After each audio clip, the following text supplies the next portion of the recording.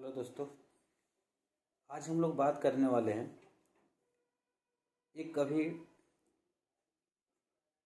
SSC CGL का result आया है। उसमें ये देखा जा रहा है कि इतना सही तरीके से धांधली हुआ है। इतना तो यार इलेक्शन में भी धांधली नहीं होता है। और ये जो एसएससी वाले पागल हो रखे हैं, इनको ये समझ में नहीं आता है कि कैसे हम एग्ज़ाम लें, कैसे पेपर सेट करें।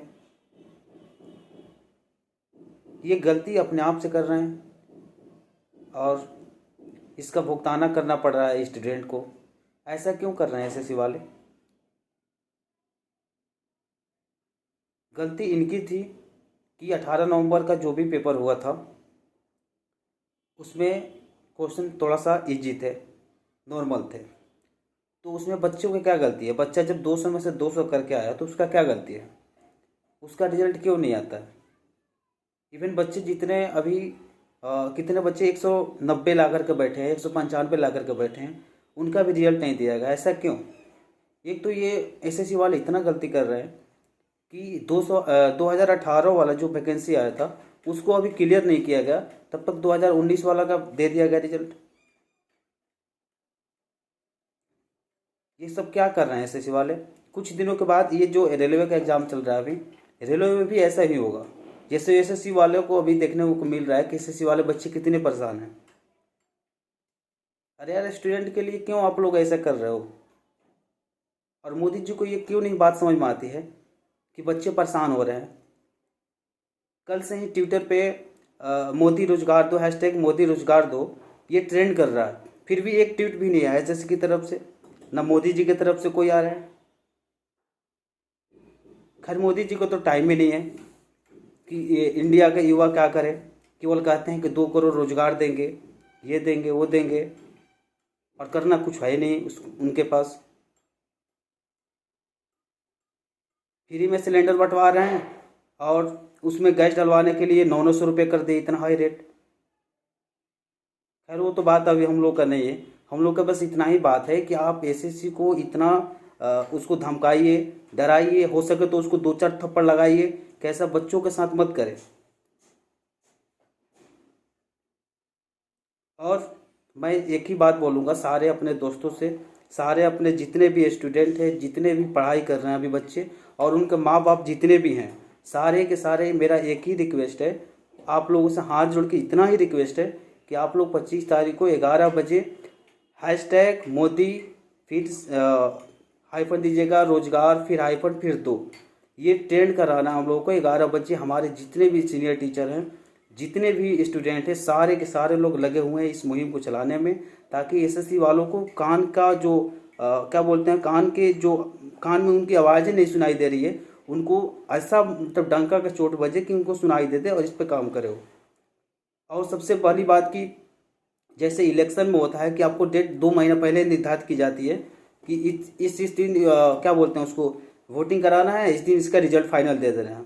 ऐसे ही एसएससी में भी होना चाहिए, रेलवे में भी होना चाहिए कि आप एक एक डेट को निर्धारित करें, कैलेंडर जारी करें कि इस टाइम फॉर्म आएगा, इस टाइम आपका पेपर हो जाएगा, इस टाइम आपका मेडिकल, फिजिकल जो भी होता है आगे का प्रोसेस बढ़ता जाएगा। और 1 साल या 9 महीने, 10 महीने तक आप समय लीजिए। उसके बाद इसको जो भी बच्चे क्लियर कर रहे हैं उनको आप ज्वाइनिंग दीजिए, उनको आप जॉब पर लगाइए। मोदी जी कहते हैं कि हम रोजगार इतना दे दिए, उतना दे दिए। रोजगार आप दिए कहाँ? एक तो आप सबसे पहली गलती कर रहे हैं, जब से आए हैं, जब से मोदी जी आए हैं, जब से क्या कर रहे हैं कि वैकेंसी में डिक्रीज कर रहे हैं। जितने भी वैकेंसी पहले आती थी उसको थोड़ा थोड़ा कम करते करते करते आने वाला समय ऐसा होगा 1-2 साल में कि एसएससी का वैकेंसी ही नहीं आएगी। पहले आता था 15,000, 10,000, 20,000 वैकेंसी आती थी एसएससी के अंदर। आज यहाँ तक पहुँच गई है कि 6,000 वैकेंसी आ रही है, 8,000 वैकेंसी आ रही है। और इसमें भी इतना धांधली हो रहा है कि बच्चे 200 में से 200 नंबर ला करके भी वो फेल हो जा रहे हैं। ये बहुत ज़्यादा बच्चों के साथ, स्टूडेंट के साथ मोदी जी अन्याय कर रहे हैं। उनको जब सौंपे है एसएससी को कि आप एग्ज़ाम कराइए, तो एसएससी के ऊपर उनका दबाव बनाने का भी हक होता है। और उनको देखना चाहिए कि बच्चे कितना परेशान हैं, कितना ट्रेंड करा रहे हैं, क्या चल रहा है ट्विटर पे।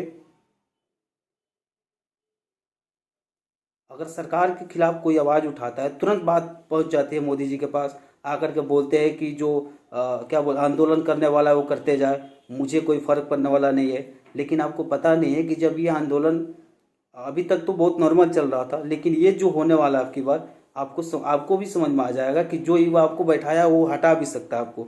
ये मालूम भूलिए मत कि मैं आज़ाद भारत का एक बहुत बड़ा नागरिक हूँ, जो मुझे कोई हटा नहीं सकता है। और जितने भी मीडिया के कर्मी हैं लोग सारे के मैं एक रिक्वेस्ट कर रहा हूँ कि आप लोग करीना कपूर या करिश्मा कपूर के बच्चों के पीछे मत न्यूज़ बनाइए ज़्यादा।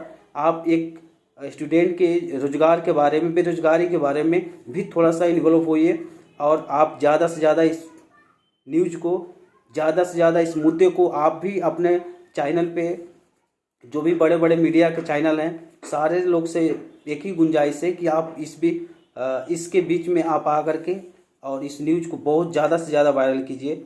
जैसे कि हमारे बहुत सारे टीचर ऐसे हैं, जैसे अभिनव शर्मा सर हैं, राकेश यादव सर हैं, एग्जामपुर के विवेक सर हैं, और गगन प्रताप, सारे के सारे टीचर इसमें लगे हुए हैं।